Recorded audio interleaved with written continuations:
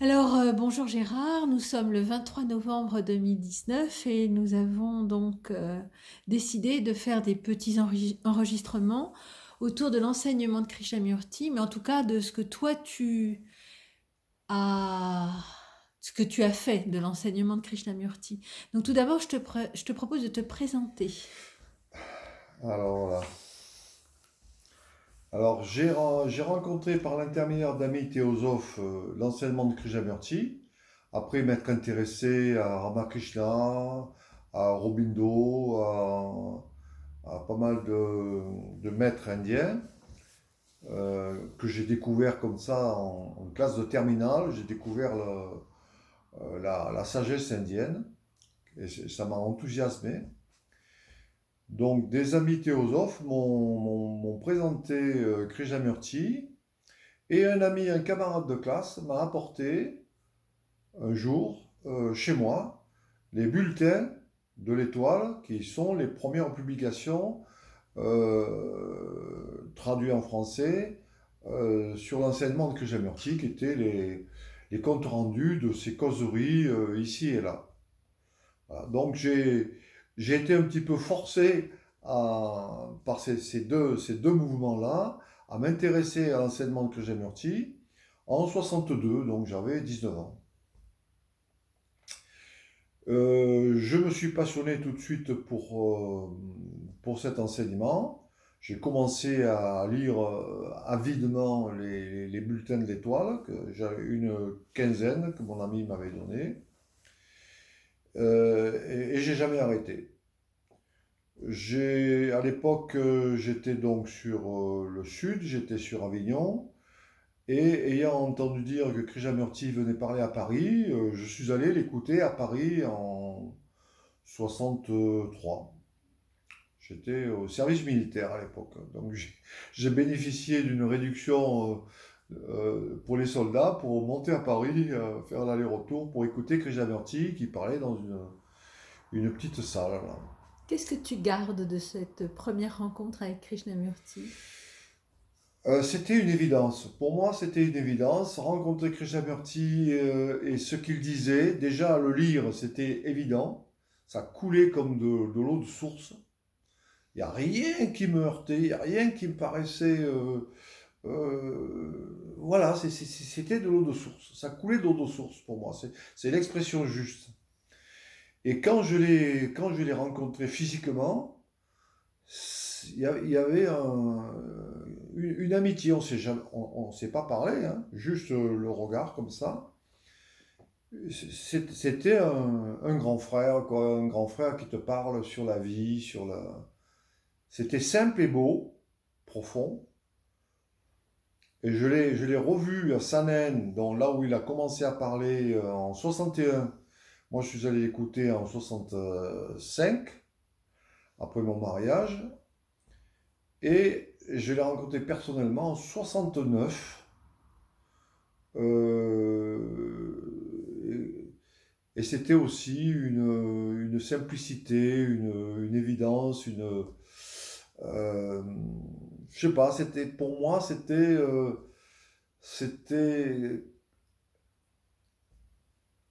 la parole qu'il fallait pour notre époque. Voilà. Comment tu pourrais dire en quelques mots ce que Krishnamurti, son enseignement t'a apporté? Eh bien, carrément, la révolution dans ma vie, hein. La révolution dans ma vie a pris un cours, bien sûr, tout à fait inattendu, puisque j'ai voulu mettre en pratique cet enseignement en créant une école en France, ce qui me paraissait évident.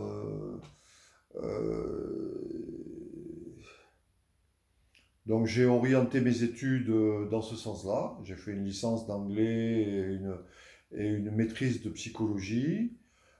J'ai fait un stage dans l'éducation nationale en vue d'ouvrir cette école Krishnamurti en France. Et je suis allé en 83 faire un stage de 2 ans, de 83 à 85, à Brocoud, école qu'il avait qu'il avait aidé à ouvrir en Angleterre, avec Dorothée Simmons, qui était porteuse du projet. Voilà. Et malheureusement, ce qui s'est passé à Brockwood de 83-85 a fait que je n'ai pas mis en œuvre ce projet personnellement. Je me suis associé plus tard à une intention de projet d'ouverture d'école en France qui n'a jamais abouti. Voilà. Alors aujourd'hui, tu as plusieurs expériences. Tu as été à Brockwood, tu as été en Inde, tu as été aux États-Unis. Qu'est-ce que tu pourrais dire des écoles actuellement, vu ton expérience, qu'est-ce que tu pourrais dire de l'état dans lequel elles sont aujourd'hui?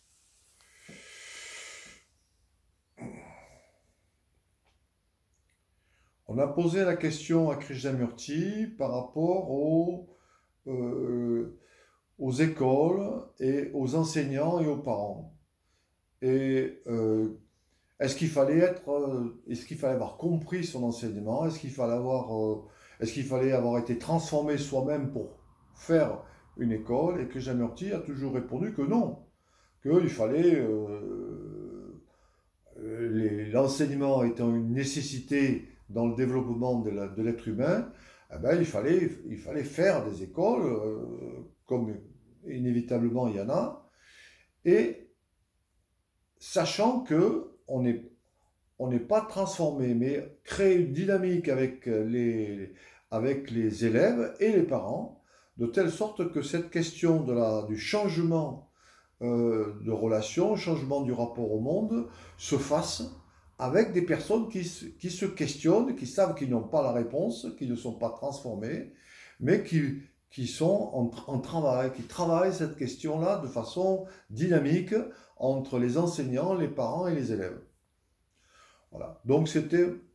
Donc du coup, tu as une expérience récente puisque tu as été vivre avec ta femme indienne dans une école en Inde, une école de Krishnamurti.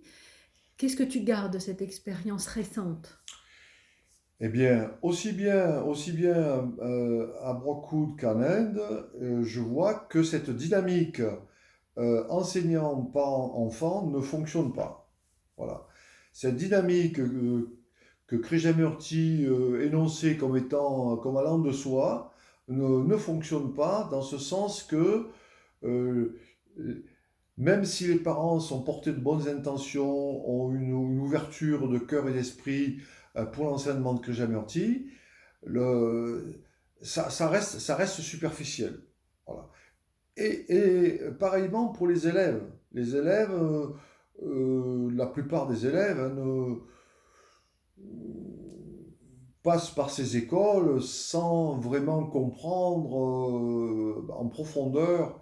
J'ai j'ai plusieurs exemples autour de moi d'élèves qui sont passés par Brockwood et qui n'ont pas une compréhension vraiment approfondie de l'enseignement que j'ai averti.